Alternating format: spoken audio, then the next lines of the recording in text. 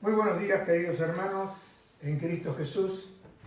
Esta mañana seguimos con nuestro estudio de estos libros de la Biblia, y hoy nos toca el libro de Números.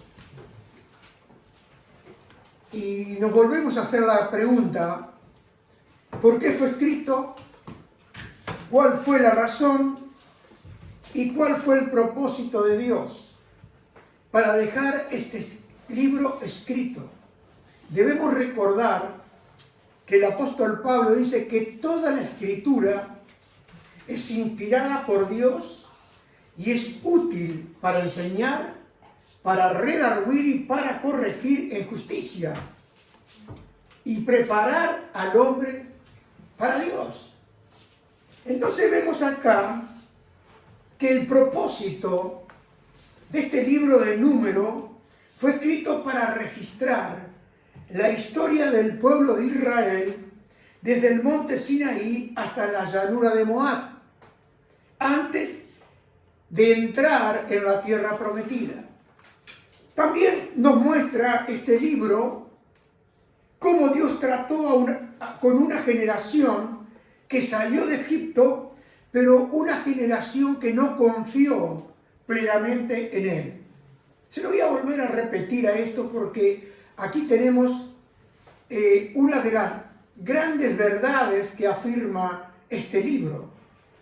Que Dios sacó a ese pueblo de Egipto con mano poderosa, pero no confió el pueblo, o por decir la mayoría del pueblo, no confió plenamente en Dios. El nombre de Números de este libro proviene de los censos que se realizaron en el pueblo de Israel. Y esos censos están en el capítulo 1 y en el capítulo 26 durante ese viaje por el desierto. No me voy a detener en los censos porque quiero ir, cada libro que nosotros estamos viendo lo vemos reflejado con la enseñanza en el Nuevo Testamento. Y la razón para explicar y enseñar este libro es que nosotros podemos decir, bueno, esto fue con el pueblo de Israel. Pero el apóstol Pablo, que tuvo la revelación para la iglesia y la enseñanza, porque Pablo fue un hombre, un erudito enseñado a los pies de Gamaliel, y él conocía toda la historia del pueblo de Israel. Él conocía la historia desde el principio, porque ellos como aprendices de las Escrituras, a los pies de Gamaliel, ellos tenían esa enseñanza muy profunda. Y yo pensaba entre mí, cómo Dios levantó a este hombre, un erudito, en los libros de la Biblia, a los pies de Gamaliel, con esa enseñanza de la historia del pueblo de Israel, pero cómo Dios levantó a Pablo para traer la enseñanza para nosotros. Porque Pablo fue escogido por Dios para desarrollar la enseñanza, y por eso vemos tantos libros escritos por el apóstol Pablo. Porque él fue arrebatado al tercer cielo y él trajo una enseñanza por revelación del Espíritu de Dios para la iglesia. Y nosotros estamos mirando estos libros, pero también tenemos que mirar qué es lo que Dios nos quiere decir a nosotros como iglesia en el día de hoy, en el tiempo de hoy. Porque si no nos quedaríamos con el estudio de la historia, pero usted sabe que la historia tiene que hablarnos a nosotros. La historia tiene que decirnos algo. O la historia tiene que reafirmar algo para nosotros. Para que nosotros en este tiempo sigamos y confiemos en nuestro Dios. Entonces vemos que la razón principal de escribir este libro era registrar la fidelidad de Dios con el pacto. El pacto que él hizo con los patriarcas, especialmente con Abraham, con Isaac y con Jacob. Dios le había prometido a Abraham, y lo vemos ahí en Génesis capítulo 12, verso 1 al 3, el Señor le había dicho a Abraham: deja tu patria y tus parientes y la familia de tu padre y vete a la tierra que yo te mostraré. Y acá hay una promesa, comienza la promesa del Señor, dice, haré de ti una nación grande, te bendeciré y te haré famoso y serás una bendición para otros. Bendeciré a quienes te bendigan y maldeciré a quienes te traten con desprecio. Todas las familias de la tierra serán bendecidas por medio de ti. Vemos acá también que el Señor le prometió a Abraham una descendencia numerosa y la posesión de la tierra de Canaán para siempre. Porque dice la Escritura en el verso 15, dice, yo te doy toda esta tierra tan lejos como alcances a ver, a ti y a tu descendencia como posesión permanente. Acá vemos también que en este libro de Número vamos a ver y a comprobar la fidelidad de Dios con el pueblo y con el pacto.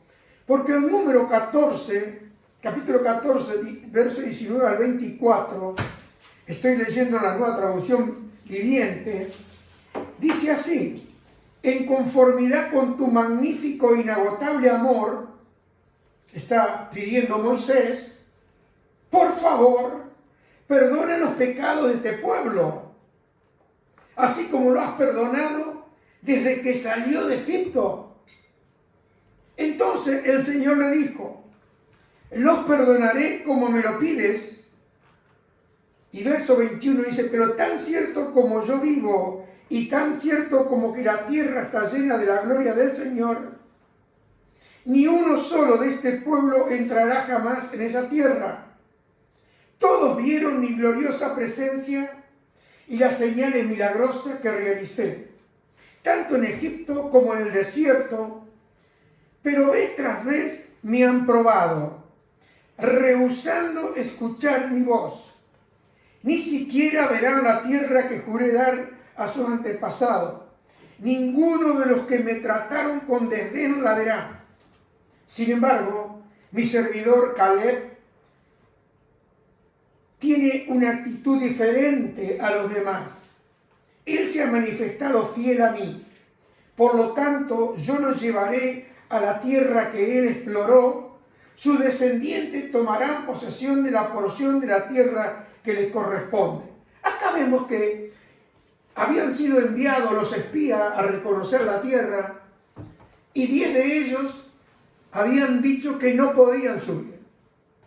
Y 2 hombres, Caleb y Josué, ellos dijeron, vamos y subamos.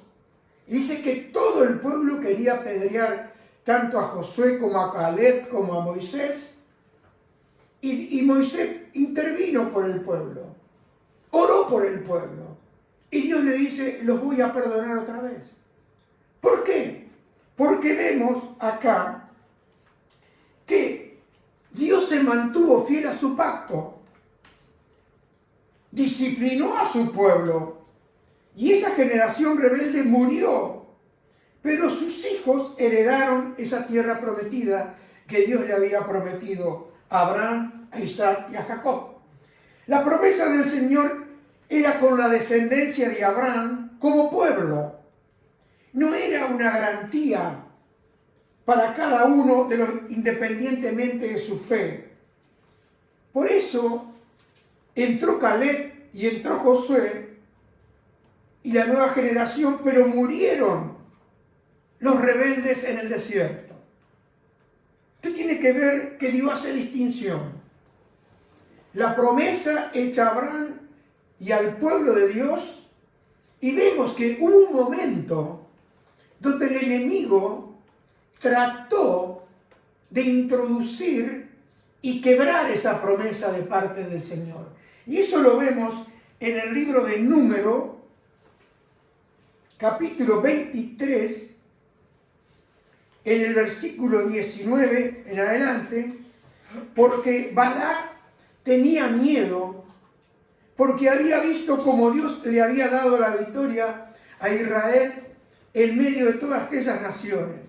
Entonces, ¿qué hizo Balac, el rey de Moab? Contrató a Balaam para maldecir al pueblo.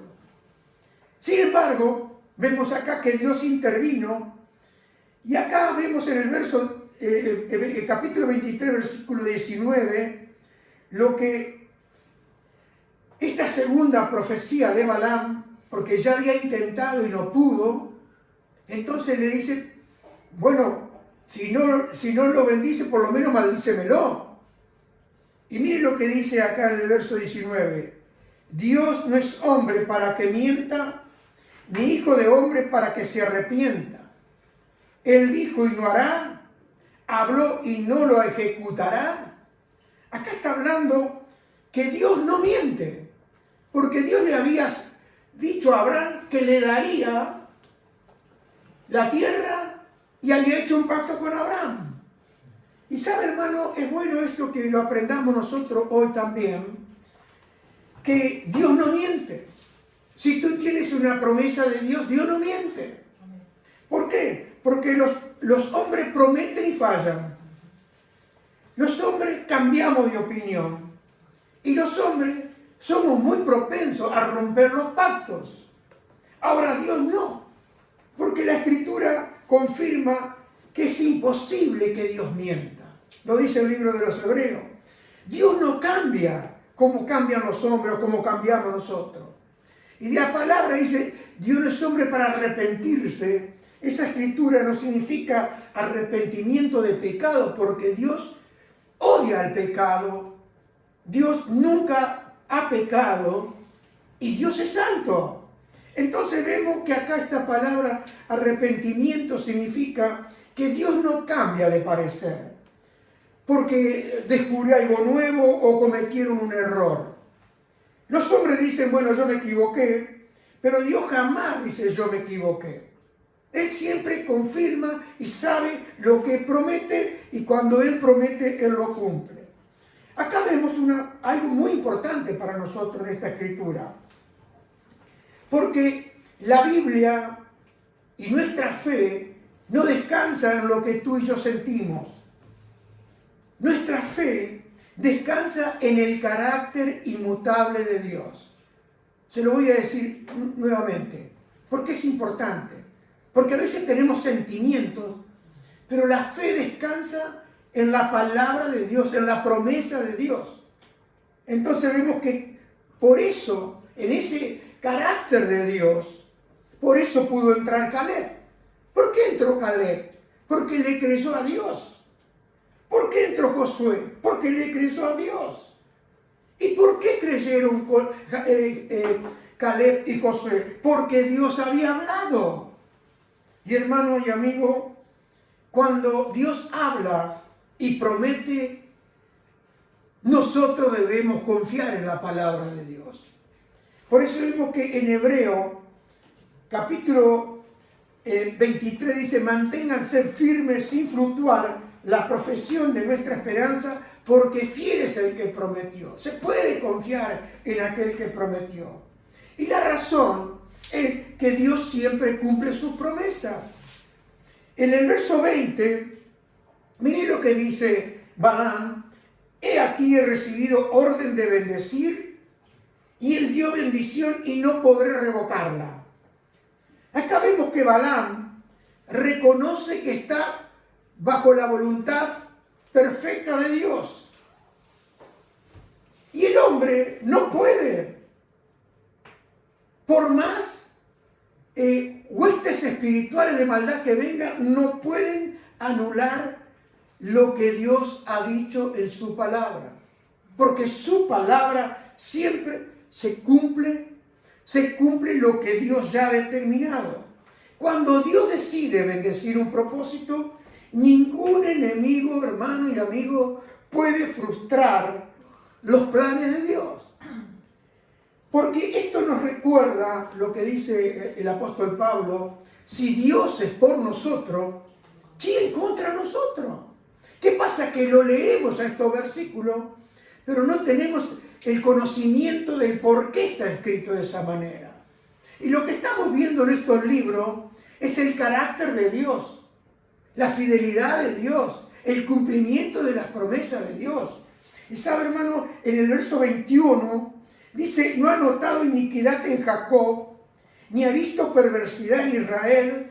Jehová su Dios está con él, y júbilo del rey hay en él.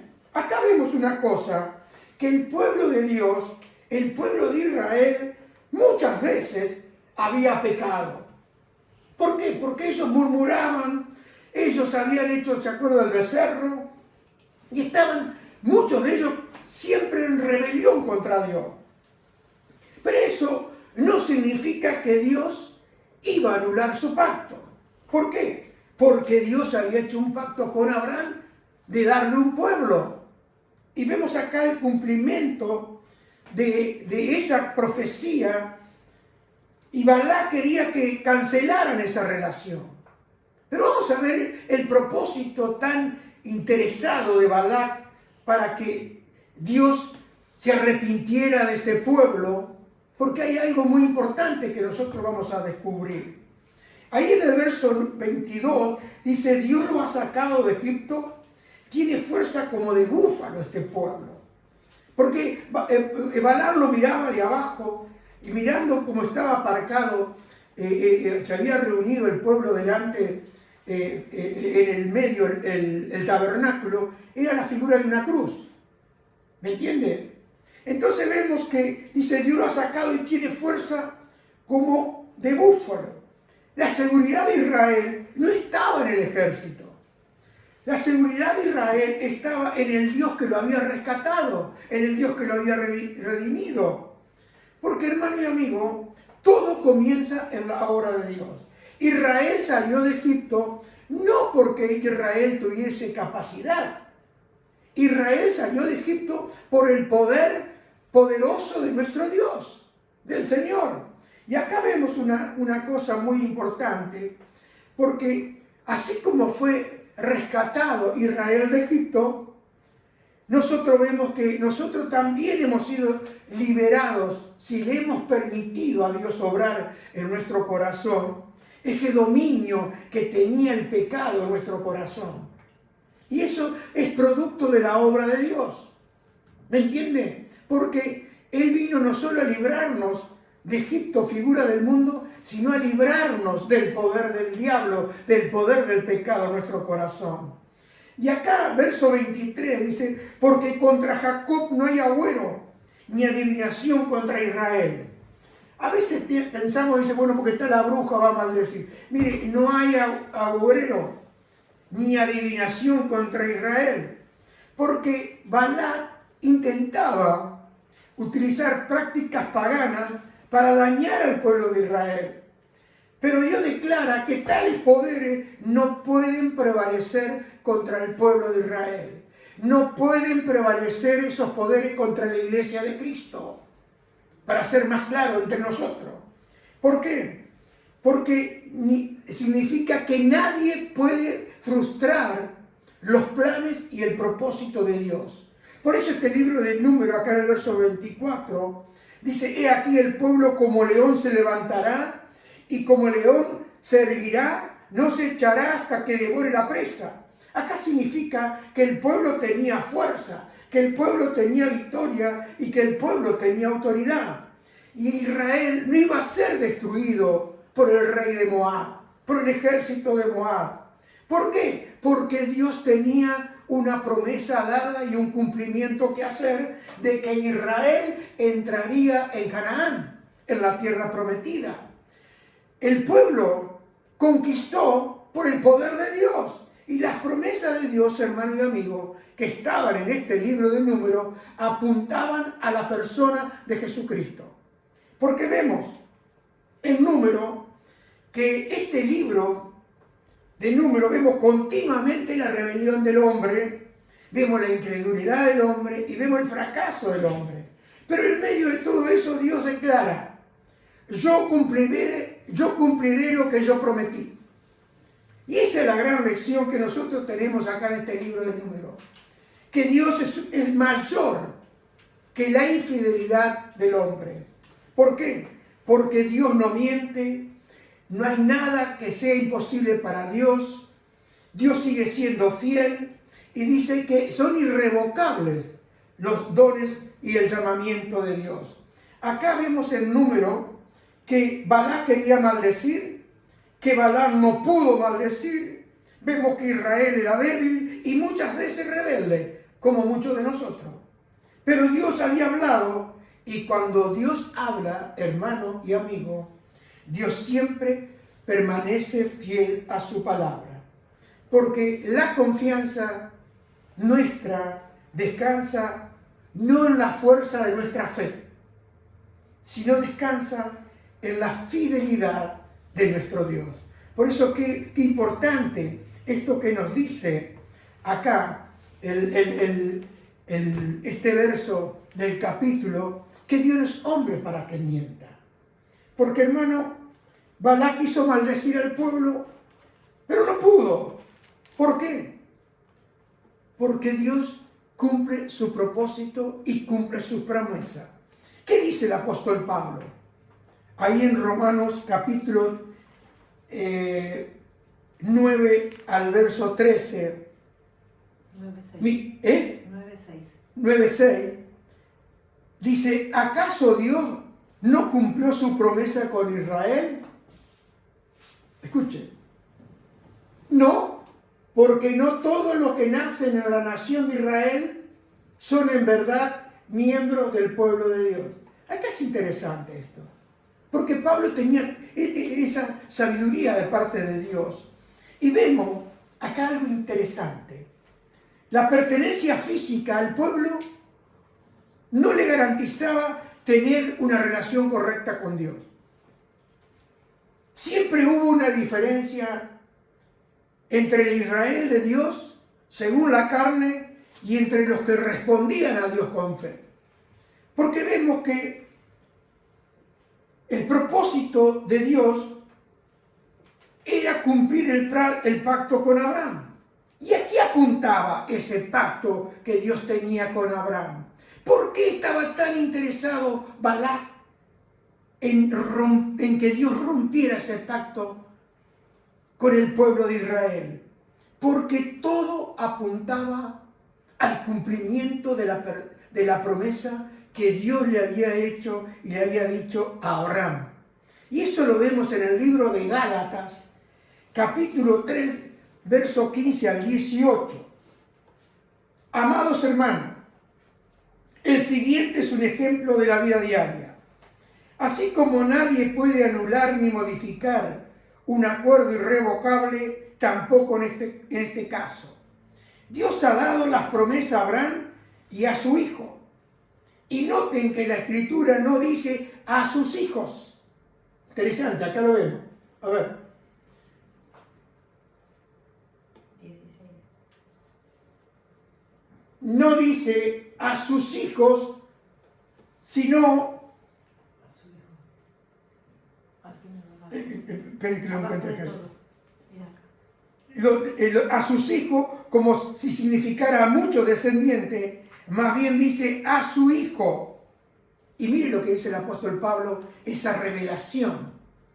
Dice, eso sin duda se refiere a Cristo. ¿Cuál era la promesa que Dios le había dado a Abraham?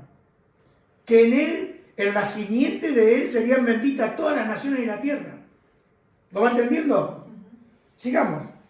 Lo que trato de decir es lo siguiente. El acuerdo que Dios hizo con Abraham no podía anularse 430 años más tarde, cuando Dios le dio la ley a Moisés, porque Dios estaría rompiendo sus promesas. Dios le había dado a Moisés la promesa por gracia. Ahora, la ley que Dios le había dado a Moisés y al pueblo de Israel, ellos debían cumplir la ley. Pero la promesa había sido dada a Abraham, no a Moisés. Porque ¿qué hizo la ley? Pablo lo explica bien en Romanos. Dice que la ley vino para manifestar que hay pecado. Porque si no habría ley, no habría imputación. Sigamos. Pues si fuera posible recibir la herencia por cumplir la ley, entonces herencia ya no sería el resultado de aceptar la promesa de Dios. Pero Dios, por su gracia, se la concedió a Abraham mediante su promesa. Y acá vemos, hermano, mirando este libro, que la fidelidad de Dios al pacto en número fue primeramente con Abraham, con Isaac y con Jacob. Segundo, fue con la nación de Israel como pueblo escogido. Y tercero, fue el propósito del Redentor que culminaría con el Mesías prometido, nuestro Señor Jesucristo. Quiere decir que Dios estaba cumpliendo ese propósito. Y le digo, voy más atrás todavía de Abraham. Cuando Dios le dio la promesa en el Edén a Adán y a Eva de que la simiente de la mujer le aplastaría la cabeza. Entonces vemos que Dios desde el principio viene y va hasta el libro de Génesis, de Apocalipsis, y eso significa doctrina, que tiene que ser en todo el libro, porque no podemos enseñar de un versículo. Por eso necesitamos tener las Escrituras para poder enseñar. Entonces vemos ahí en 2 Timoteo, pensando en lo que pasó en el pueblo de Israel, el apóstol Pablo le dice a Timoteo, siempre recuerda que Jesucristo, descendiente del rey David, fue levantado de los muertos. Esta es una buena noticia que yo predico. Debido a que predico esta buena noticia, sufro y estoy encadenado como un criminal. Pero la palabra de Dios no puede ser encadenada.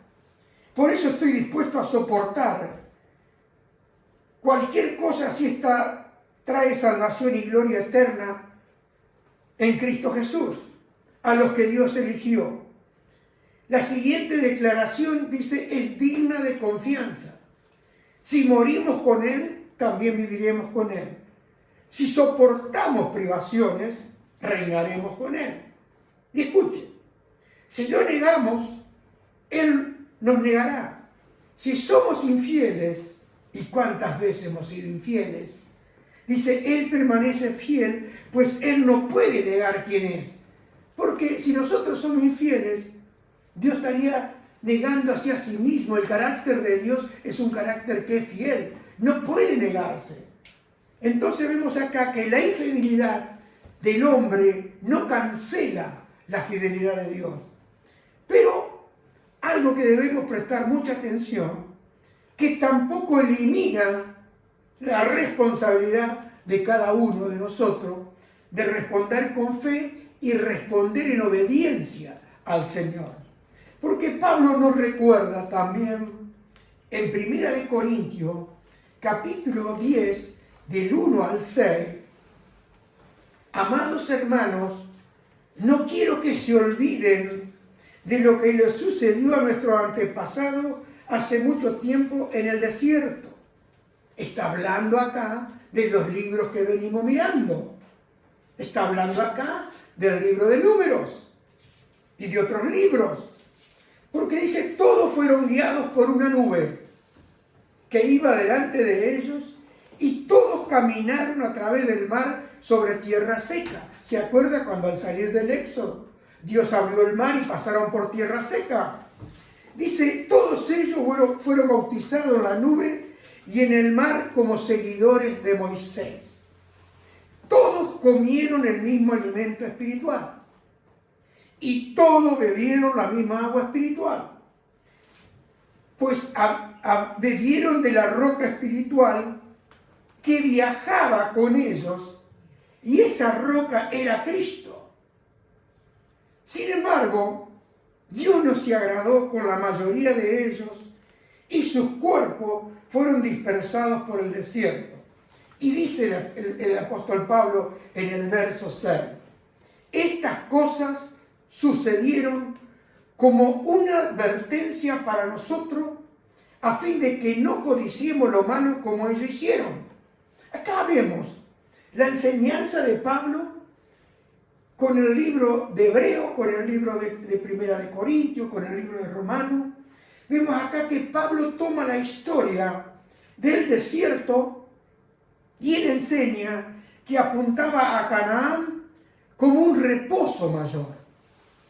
Porque Canaán era una figura del descanso del pueblo de Dios. Muchos dicen el cielo no, porque en Canaán cuando ellos entraron tuvieron que luchar y en el cielo no vamos a luchar. ¿Entienden? Pero mucho es una figura que tenemos ahí de ir al descanso, a la tierra que Dios le había prometido. Pero Hebreos 4, 10 al 13 nos dice algo. Pues todos los que han entrado en el descanso de Dios han descansado de su trabajo, tal como Dios descansó del suyo después de crear el mundo. Entonces, hagamos todo lo posible por entrar en ese descanso. Pero si desobedecemos a Dios, como lo hizo el pueblo de Israel, ¿qué va a suceder? Mírenlo acá. ¿Qué va a pasar? Dice, caeremos. Verso 12. Pues la palabra de Dios es viva y poderosa, y es más cortante que cualquier espada de dos filos. Penetra entre el alma y el espíritu, entre las articulaciones y la médula del hueso. Deja al descubierto nuestros pensamientos y deseos más íntimos. Y verso 13 dice, no hay nada en toda la creación que esté oculto a Dios. Todo está desnudo y expuesto ante sus ojos. Y es a Él a quien rendimos cuenta. Acá vemos, hermano, que la generación que venía en el desierto no entró, y Hebreo lo explica bien claramente, lo que sucedió con toda esa cantidad de personas que quedaron, que murieron en ese desierto. Porque Hebreos 3:16 al 19 muestra lo que le sucedió a los rebeldes. Y dice Pablo, ¿a quiénes fueron los que se rebelaron contra Dios a pesar de haber oído su voz? ¿No fue acaso el pueblo que salió de Egipto guiado por Moisés? ¿Y quiénes hicieron enojar a Dios durante 40 años? ¿Acaso no fueron los que pecaron? Cuyos cadáveres quedaron tirados en el desierto. ¿Y a quiénes hablaba Dios cuando juró que jamás entrarían en su descanso? ¿Acaso no fue a los que desobedecieron? Como vemos, ellos no pudieron entrar en el descanso de Dios a causa de su incredulidad. Acá Pablo no hace una declaración categórica de que fueron condenados los que quedaron en el desierto eternamente, pero sí presenta a esa generación como un ejemplo negativo. Y ahí nosotros tenemos que prestar mucha atención. Porque personas que habían experimentado bendiciones espirituales, ¿cuántos de nosotros hubiésemos querido experimentar y ver cómo Dios lo libró de las 10 plagas de Egipto? ¿No le hubiese gustado a usted ver y experimentar cuando Dios abrió el mar y pasó en seco? Cuando vio esa bendición de Dios. Personas que habían participado del pueblo de Dios, personas que vieron los milagros, y saben, hermano, aún así persistieron en incredulidad. Y esa es precisamente una advertencia tan importante y determinante. Vieron, pero todavía seguían en incredulidad. Porque Hebreos 3, 7 al 15 dice, por eso el Espíritu Santo dice, cuando oigan hoy su voz, y la Biblia me gusta porque habla siempre de hoy, dice, no endurezcan el corazón como lo hicieron los israelitas, cuando se rebelaron aquel día que me pusieron a prueba en el desierto. Allí sus antepasados me tentaron y pusieron a prueba mi paciencia, a pesar de haber visto mis milagros durante 40 años. A veces decimos, necesitamos milagros para poder creer. No, necesitamos creer para ver milagros. Entonces vemos acá, dice allí, dice el verso 10, dice, por eso me enojé con ellos y dije, su corazón siempre se aleja de mí. Rehúsan hacer lo que les digo. Así que en mi enojo juré ellos nunca entrarán en mi lugar de descanso. Por lo tanto, amados hermanos, cuidado, asegúrense de que ninguno de ustedes tenga un corazón maligno e incrédulo que los aleje del Dios vivo. Verso 13. Adviértanse unos a otros todos los días mientras dure ese hoy, para que ninguno sea engañado por el pecado y se endurezca contra Dios. Pues si somos fieles hasta el fin, confiando en Dios con la misma firmeza que teníamos al principio, cuando creímos en Él, entonces tendremos parte en todo lo que le pertenece a Cristo. Y el verso 15 dice, recuerden lo que dice, cuando oigan hoy su voz, no endurezcan el corazón como hicieron los israelitas cuando se rebelaron. Hermano y amigo, todos los que salieron de Egipto no eran iguales, porque el Señor hizo una distinción entre Caleb y Josué. ¿Por qué? Porque ellos tenían fe. Y el verso 15 de este libro, vemos que este pueblo persistía en la incredulidad. Ahora, ¿qué incluye el persistir en la incredulidad? ¿Sabe lo que incluye? No querer arrepentirse. Eso es figura de incredulidad. Porque si una persona insiste en la incredulidad, normalmente también va a rechazar el llamamiento de Dios a arrepentirse. ¿Qué es lo que dice la incredulidad? No está hablándolo por todos lados.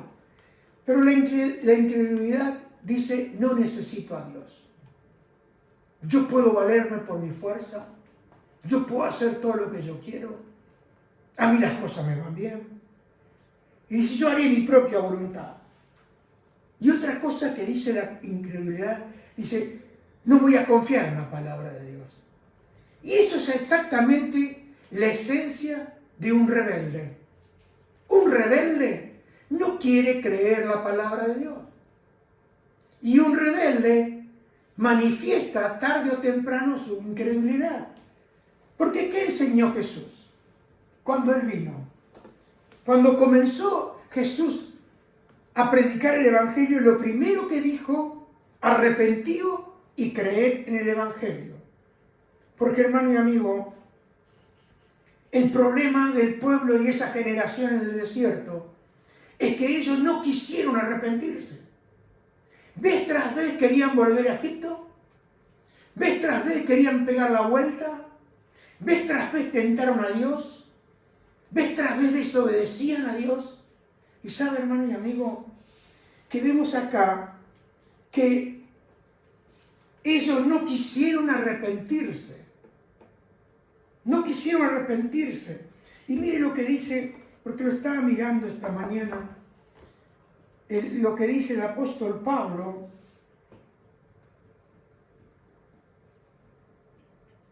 Lo que dice el apóstol Pablo, y si usted lo puede buscar en su Biblia, Romanos 2:5, que Pablo está hablando acá, le dice el verso 15, hay una conexión entre Números, Hebreo y las palabras del Señor Jesús. Porque el Señor Jesús lo primero que dijo, arrepentíos y creed en el Evangelio. Y acá dice el Romanos capítulo 2, verso 5, dice, por tu dureza y por tu corazón no arrepentido, atesoras para ti mismo la ira para el día de la ira y de la revelación del justo juicio de Dios. Acá tenemos que ver acá, dureza de corazón, corazón no arrepentido, que lo que hace, acumula ira para el día del juicio. Pablo acá está enseñando que el problema no es cometer un pecado aislado, como muchos hemos hecho y como muchos hacemos, sino persistir en esa resistencia a Dios. ¿Por qué? Porque en Número y en Hebreo vemos exactamente ese patrón. Dios habló, Dios le mostró las señales, Dios le dio las promesas, pero una y otra vez ellos endurecieron su corazón. Por eso dice, no endurezcáis vuestro corazón. Porque acá dice, también Hebreo que estábamos leyendo, dice, mirad hermano que no haya ninguno de vosotros corazón malo de incredulidad para apartarse del Dios vivo. ¿Por qué? Porque en Romano vemos el corazón endurecido. En Hebreo vemos el corazón incrédulo.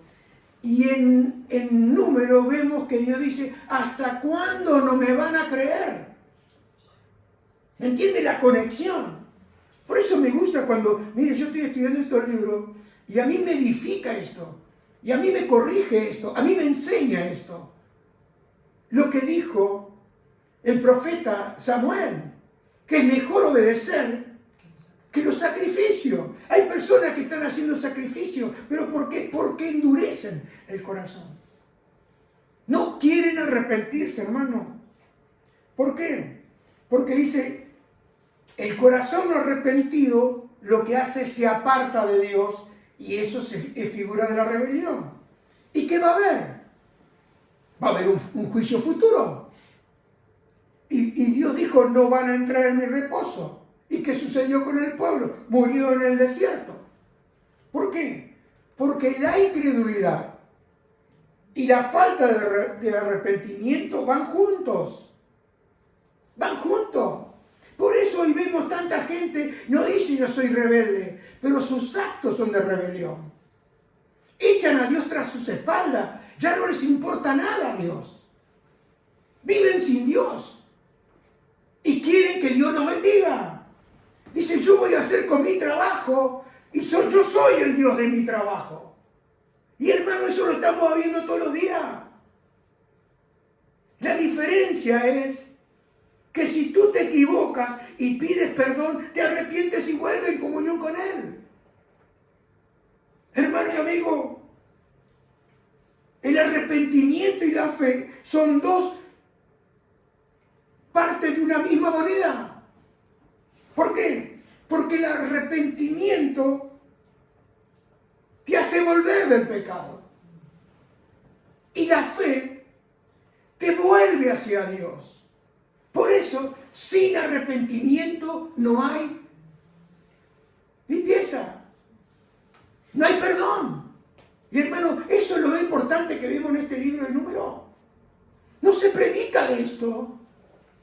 Se predica que todo está bien, pero si tú tienes un corazón endurecido y se endurece porque no obedeces a arrepentirte y estás amando más tu pecado que amando a Dios. Por eso, hermano, la generación del desierto es la razón por la cual Hebreo usa tan fuertemente esa generación como un ejemplo para nosotros. Porque no fue un acto aislado de ellos. Fueron 40 años en el desierto que vez tras vez Dios le decía, les doy, no podemos. Fueron 10 a ver la tierra, no vamos a poder, nunca podían. Solamente 2 hombres, Josué y Caleb, dijeron, subamos. ¿Y saben lo que hicieron? Lo querían apedrear. El pueblo, hermano y amigo, murmuraban, se quejaban, dudaban, querían volver a Egipto y rechazaban la promesa de Dios. Y Dios dice, ¿hasta cuándo me van a creer? Y esta mañana, hermano y amigo, Él también nos dice, ¿hasta cuándo no me van a creer? Porque la diferencia con un creyente verdadero, que hoy ya tenemos que hacer diferencia, es que el creyente verdadero cae como cayó David. El creyente verdadero cae también como cayó Pedro. Pero ¿sabe cuál es la diferencia? Que se volvieron a Dios. Que se volvieron a Dios. ¿Y cuál fue la oración de David? Señor, crea en mí un corazón limpio. Dame otro espíritu, Señor. Está diciendo, dame otro corazón nuevo. Para creerte, para confiarte. Señor, y él reconoció y dice, en pecado me ha concebido mi madre. Pero Señor, perdóname, Pedro cayó, lo negó, no conozco a ese hombre. ¿Pero qué hizo Pedro? Dice que saliendo fuera lloró amargamente, figura de gran arrepentimiento profundo. Y yo le pregunto, hermano, ¿usted no se ha equivocado? ¿Usted no le ha errado? ¿Usted no ha pecado? ¿Pero qué es lo que hace la diferencia? Que usted esté todavía aquí. ¿Sabe la diferencia? Es que usted cayó y fue y pidió perdón. ¿Por qué? Porque el Espíritu Santo le hizo claro que era pecado contra Dios. Y como dijo David, he pecado, el hijo pródigo, he pecado contra el cielo y contra Dios. ¿Por qué ese es el pecado, hermano? La incredulidad produce la desobediencia. ¿Usted ve hoy mucha gente obediente? ¿Usted ve gente que se vuelve? Al contrario, siguen firmes. Hay un rechazo continuo a las palabras del Señor Jesús. Arrepentido y creed en el Evangelio. Porque la verdadera fe produce perseverancia, produce arrepentimiento y la verdadera fe produce obediencia. Porque, hermano, cuando se persiste en incredulidad, tarde o temprano se va a manifestar la rebeldía y se va a manifestar algo que es tremendo. El corazón endurecido, ya nada le molesta, ya nada te incomoda, ya puedes seguir tranquilamente para adelante. ¿Cuál fue el problema del faraón? Había endurecido el corazón contra Dios. Y hermano y amigo, la falta de fe en esa generación reveló su incredulidad. Porque, hermano y amigo, para concluir esta mañana con esta enseñanza, no basta con comenzar bien, sino con terminar bien. ¿Por qué? Porque Dios premia a aquellos que perseveran, y para perseverar significa y tiene que tener un propósito de corazón. Porque cuando el pueblo de Israel, la iglesia, ahí en el libro de los Hechos, vieron lo que Dios estaba haciendo en la iglesia en Antioquía. Vieron que Dios estaba moviendo. Enviaron ahí a la iglesia de Antioquía a Bernabé.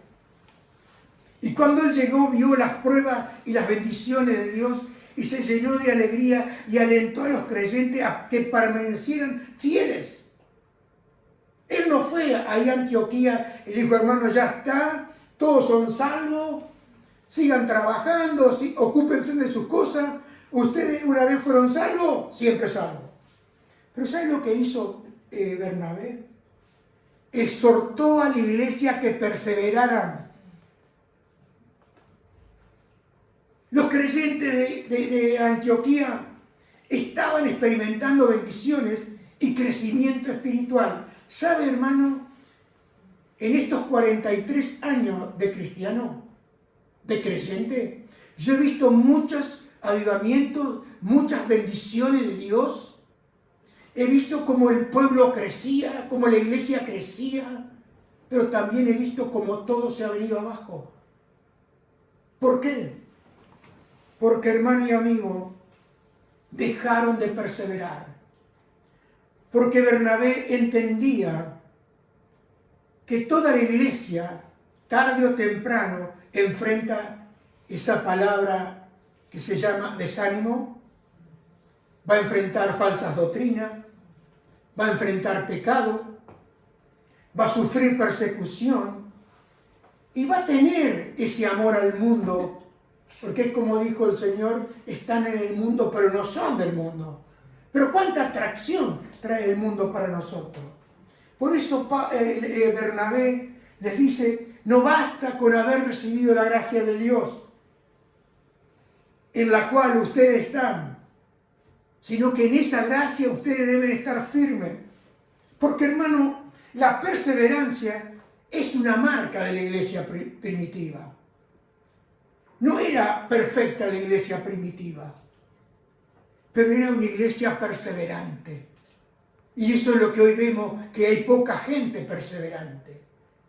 Hoy vemos que cualquier cosa que no te gusta te vas, abandonas, dejas de perseverar. Pero mire lo que le dice Bernabé: permanezcan aprendiendo la palabra de Dios, permanezcan en comunión, no vivan aislados. Usted tiene que ver que el corazón endurecido, ¿qué hace? Se aísla, ¿o no? ¿Lo ha visto usted? Para eso no necesita tener revelación, ¿no? Busca aislamiento. Yo pregunto, ¿la persona aislada está adorando? Pero la iglesia ha sido creada para adorar a Dios, para celebrar junto la obra de Jesucristo y para permanecer en oración. Porque la oración, cuando tú oras, estás reconociendo que tú estás dependiendo de Él, que tu bendición es Él, que tu esfuerzo es el poder de Dios para hacer las cosas. Porque, hermano y amigo, todos vamos a enfrentar pruebas. Todos. Y las hemos tenido y las vamos a tener. Y el mismo Pedro le advirtió a la iglesia: estén alerta, estén alerta. Cuídense de su gran enemigo, el diablo, porque anda al acecho como un león rugiente buscando a quien devorar. Hermano, la iglesia debe permanecer firme en la palabra de Dios.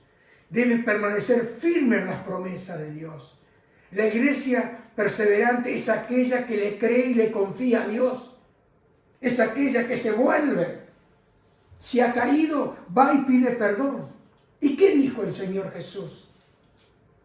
El Señor Jesús dijo: permanezcan en mí y yo permaneceré en ustedes.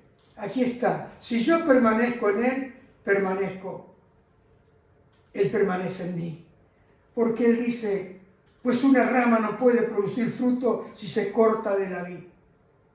Y ustedes tampoco pueden ser fructíferos a menos que permanezcan en mí. Y dice el verso 5: ciertamente yo soy la vid y ustedes son las ramas. Los que permanecen en mí y yo en ellos producirán mucho fruto, porque separado de mí no pueden hacer nada. Y el que no permanece en mí es desechado como rama inútil, se seca, y todas esas ramas se juntan en un montón para quemarlas en el fuego. Acá dice: ciertamente, separado de Él, no podemos hacer nada. Y el Señor Jesús le dijo al pueblo, a los judíos que habían venido a Él, le dijo a los que habían creído: ustedes son verdaderamente mis discípulos si se mantienen fieles a mis enseñanzas. Y si nos mantenemos fieles a las enseñanzas, ¿sabe lo que va a suceder? Vamos a conocer la verdad, y esa verdad nos hará libres. Hermano y amigo, la oración, la comunión y la perseverancia para poder seguir adelante, necesitamos ir a la fuente. Y la fuente es nuestro Señor Jesucristo, la fuente de vida eterna, la fuente de la fidelidad. Y esa fuente es la que produce el fruto eterno de cada uno de nosotros. Por eso, hermano y amigo, cuidado con las advertencias. La Biblia advierte: cuidado que nadie los engañe. Y hermano, quizás en este tiempo has olvidado la palabra de Dios, has olvidado las promesas y has endurecido quizás tu corazón. Porque la Biblia dice que el que sabe hacer lo bueno y no lo hace, le es pecado. Por eso en esta mañana El apóstol Pablo decía, si se dice hoy, si oyes su voz, no endurezca vuestro corazón. Si tienes que confesar, confiesa tu pecado al Señor. Arrepiéntete, vuelve al Señor, vuelve a Él. Porque dice, en primera de Juan dice, si nos arrepentimos, Él es fiel y justo para perdonar nuestros pecados y limpiarnos de toda maldad. Gracias, Señor, que tu sangre sigue lavando y limpiando todo aquel corazón que se arrepiente delante de ti. Porque tu obra fue hecha una vez y para siempre. En el nombre poderoso de Jesús. Padre, yo te doy gracias por tu palabra. Te doy gracias por tu advertencia. Te doy gracias, Señor, por tu gran misericordia y por tu gran bondad. Te doy gracias, Señor, porque al día de hoy todavía tú nos sigues llamando al arrepentimiento. Y, Señor, yo te ruego en esta mañana que despiertes nuestros corazones, que abras nuestros oídos,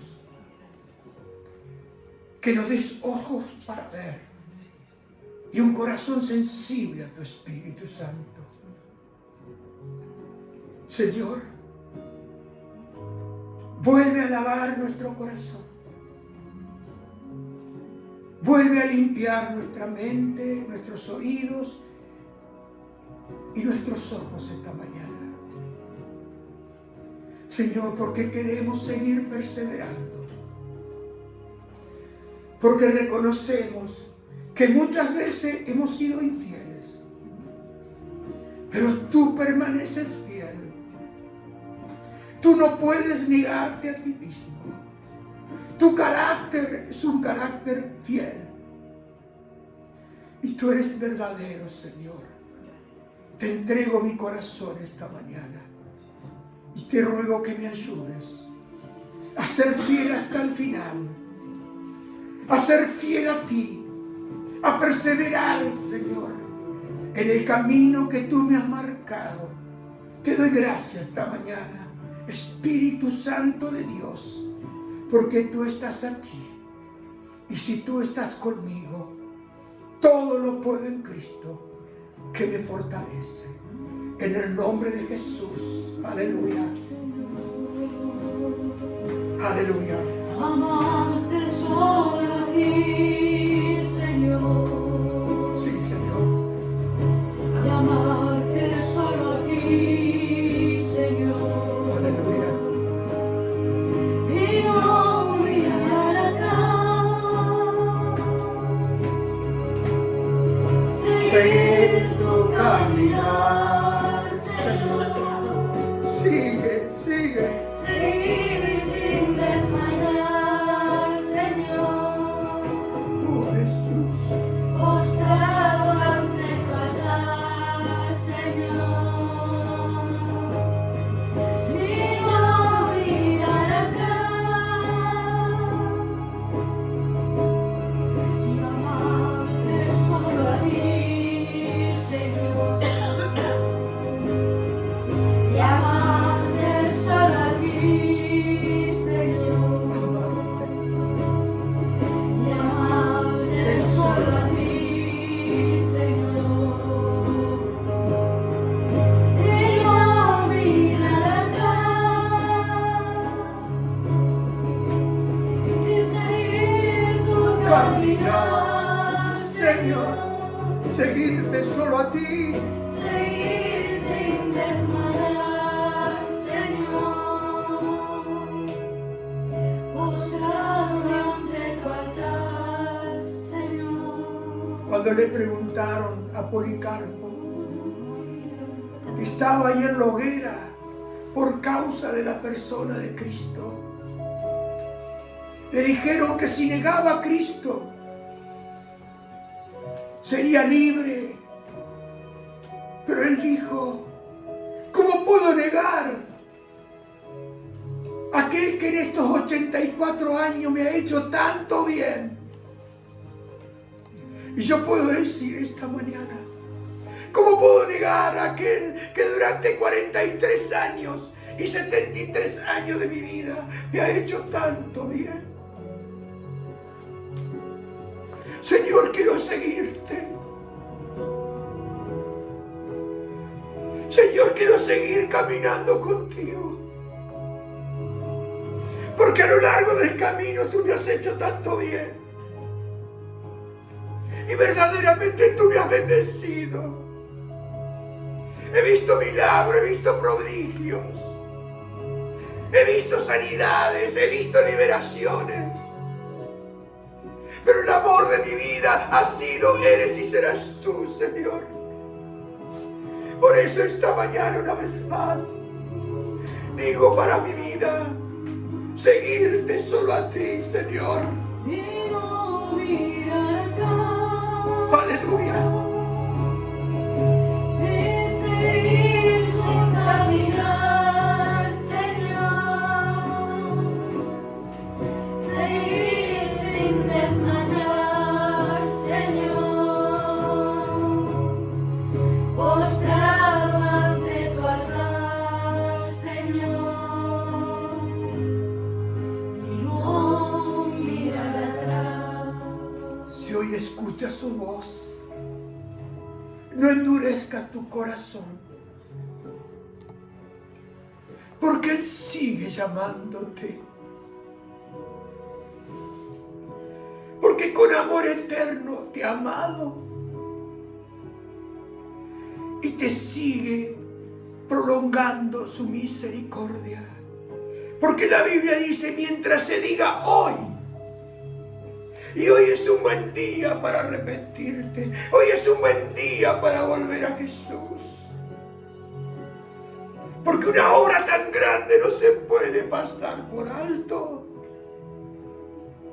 Porque eres el sol de la mañana que alumbra tu corazón, que alumbra tu vida. Y que te dice, ven, ven, ven. Ven a mí, yo te haré descansar. Estás cansado de luchar. Ven, ven, ven. Que yo te haré descansar. Señor Jesús, toca cada corazón esta mañana. Por el poder de tu Espíritu Santo. Para que haya miles esta mañana, hoy, aquí y en donde sea, que te siguen a ti, que puedan volver a decir, Señor, amarte solo a ti. Aleluya. Y amarte solo a ti, Señor. Y amarte solo a ti, Señor. Y amarte solo a ti, Señor. Y no mirar atrás. Seguir. Seguir tu caminar. Figura de perseverar. Aleluya. Seguir sin desmayar, Señor. Postrado ante tu altar, Señor. Y no mirar atrás. Dios te bendiga y te conceda la gracia y el don del arrepentimiento. En el nombre de Jesús.